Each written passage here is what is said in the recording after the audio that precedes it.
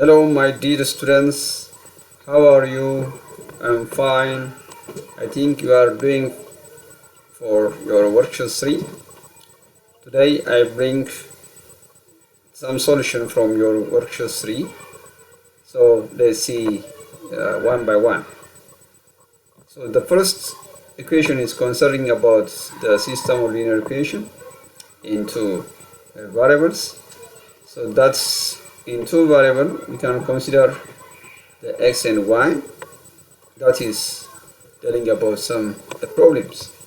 Now from your worksheet 3, question number 3, which is telling about in a two-digit number the sum of a digit is 14, twice the 10 digits exceed the unit digit by 1.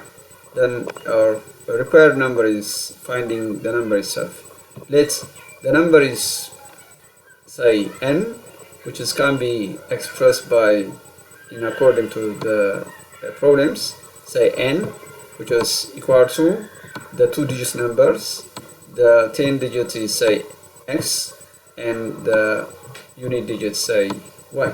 So our number is say x, y as two-digit numbers. So we have some relationship between these two-digit number. The first one, the sum of these two-digit number is 14, can be expressed by as it is. Okay, the other relationship is twice of the 10 digits is exceed the unit digit by 1, can be expressed by as it is. This is also written as the form of this form. It's possible. Now we have two equations within the two variables, which is guaranteed by the system of linear equation with two variables. Now we have system of linear equation. So to solve the system of linear equation, we consider three techniques. The first one, either we can apply the substitution method. Second, either we can apply the elimination method or graphical technique. So now today, let's see how to apply the elimination method in this system. When we observe our equation for the variable of y, to eliminate the variable of y, the coefficient is within the opposite sign within the same values. So we can simply add the given equation vertically downward and get this equation. Okay, when you're adding this and this one, we get this form, and when you're adding this 14 with 1 and 15, when you add x plus 2x, we have 3x, y minus y, that becomes zeros. So our equation becomes within linear equation with one variables here. So divided by both sides by 3, we get the value of x is 5, and substitute this either one of the given the original equations, either this one or this. In case using substitute this equation into here, we get this form. Then 5 plus y, which is equal to 14. That this also like linear equation with one variable, and subtract 5 on the right side from 14. The value of y becomes 9. Therefore, our number is written as x with y. So simply put in terms of x, that's 5, and in terms of y, 9. So our numbers becomes 59. The second question is, if the sum of two consecutive numbers is 67, then find the number itself. Okay, here the first number is say n, and the next consecutive number in according to this becomes adding by 1, exceed by 1, that is n plus 1. Okay, our first number is say n, and the second number would be n plus 1. Okay, so we have here the sum of these two consecutive numbers is 67, which is the sum of n and n plus 1 is 67, and shifts 1 on the right side and subtract from 67. Then the value becomes 22n, which is equal to 66, and divide both sides by 2, we get n is the first number, that's 33. and the second number will be 34.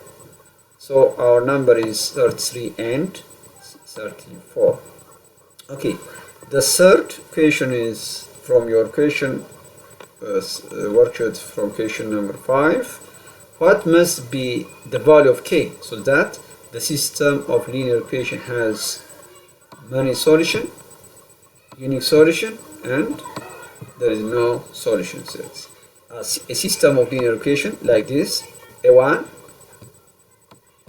times x plus b1 say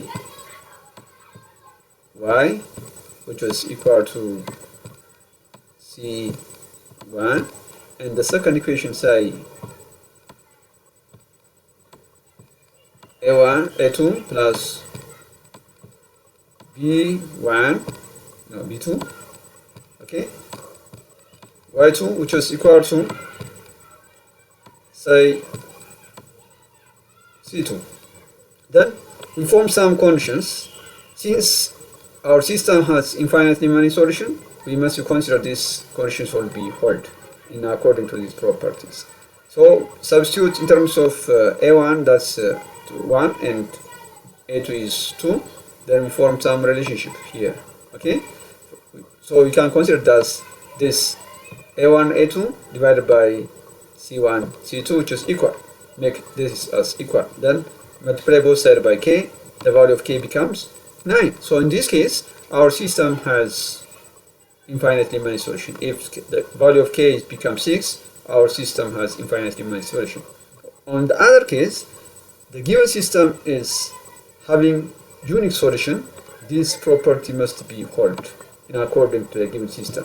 Okay, so from the given equation, we have this. Since this equation is held, so in this case there is no value of k to make our system has unique solution.